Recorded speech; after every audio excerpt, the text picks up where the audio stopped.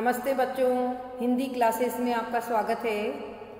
हम आरोह पाठ्य पुस्तिका का पद्य से पाठ 1 कबीर पढ़ रहे थे। उसके 2 पद थे, दोनों पद हम पढ़ चुके हैं। आज हम इस पाठ के प्रश्न को हल करेंगे। सबसे पहला प्रश्न है, कबीर की दृष्टि में ईश्वर एक है, इसके समर्थन में उन्होंने क्या तर्क दिए हैं? तो हम इसका उत्तर लिखेंगे कि कबीर की दृष्टि में ईश्वर एक है, इसके समर्थन में कबीरदास जी ने तर्क दिए हैं कि हमारी आत्मा एक परमात्मा का अंश है।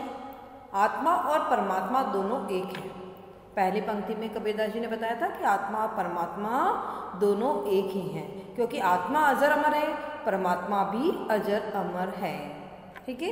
दूसरा तर्क उन्होंने दिया था, सब जगह एक ही पवन और एक ही जल है और सारे जगत में एक ही ज्योति प्रकाशित है। यहाँ पर कबीरदास जी ने परमात्मा के एक रूप को प्रकट करते हुए कहा है कि इस पूरी सृष्टि की रचना करने वाला परमात्मा एक ही है।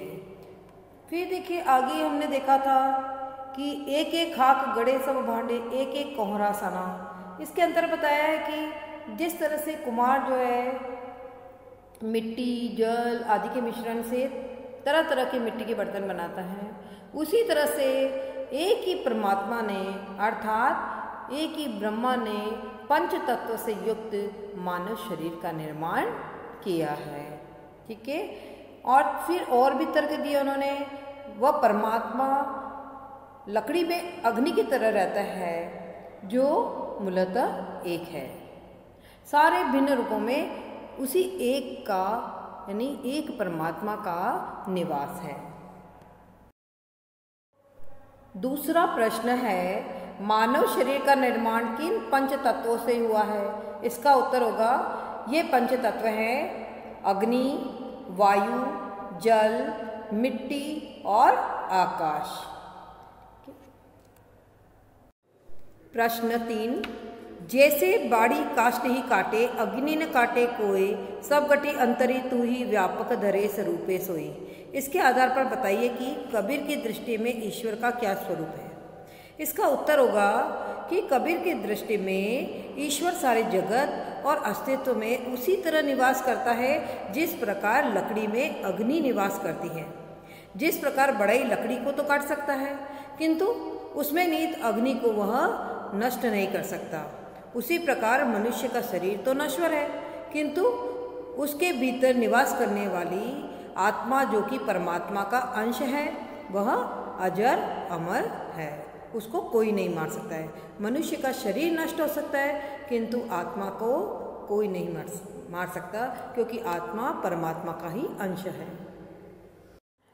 प्रश्न नंबर 4, कबीर ने अपने को दीवाना क्यों कहा है? कबीर ने स्वयं को दीवाना इसलिए कहा है क्योंकि उसने अपने भीतर छिपे परमात्मा का साक्षात्कार कर लिया है। इसीलिए वह परमात्मा का सच्चा साधक हो गया है तथा संसार के लाभ, हानि, मोह, माया से दूर होकर सदैव के लिए निर्भय हो गया है।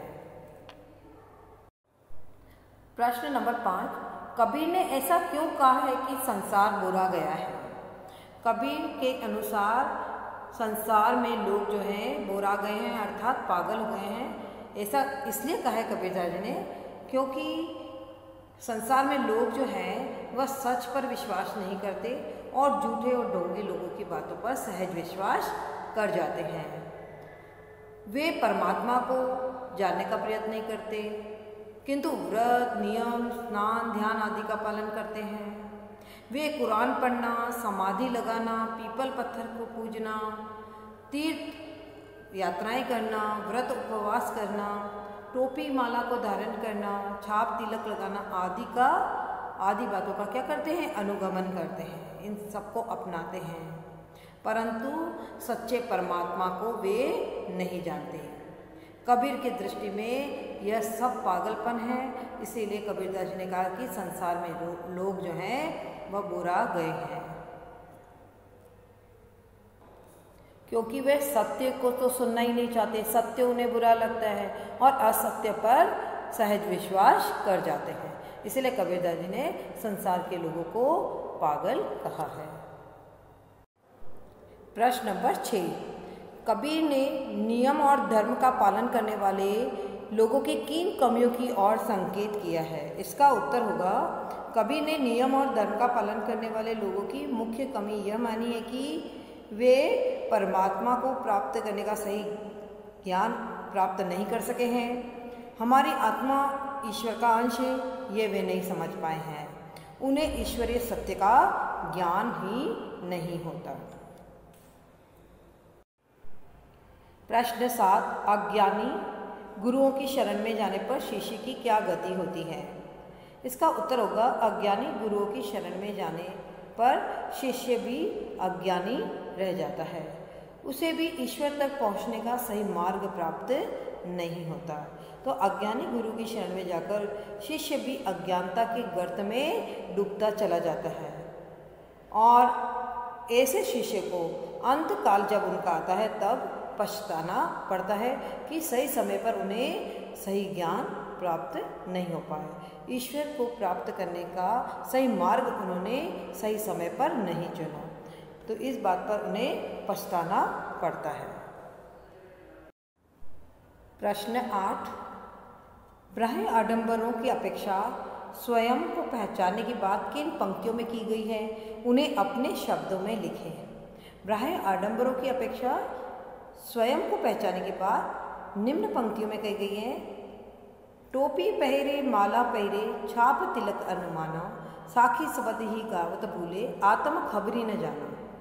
देखिए, इस पंक्ति का आशय है कि जो लोग टोपी पहनते हैं, माला पहनते हैं, छाप तिलक आदि लगा लेते हैं और साखी सबद आदि गाने में भूले रहते हैं, वे आत्मज्ञान प्राप्त नहीं कर पाते हैं। ये मात्र बाहरी आडंबर करने में रह जाते हैं और अपनी आत्मा के अंतर्निहित ईश्वर को ये नहीं पहचान पाते हैं, तो इन्हें आत्मज्ञान प्राप्त नहीं होता है।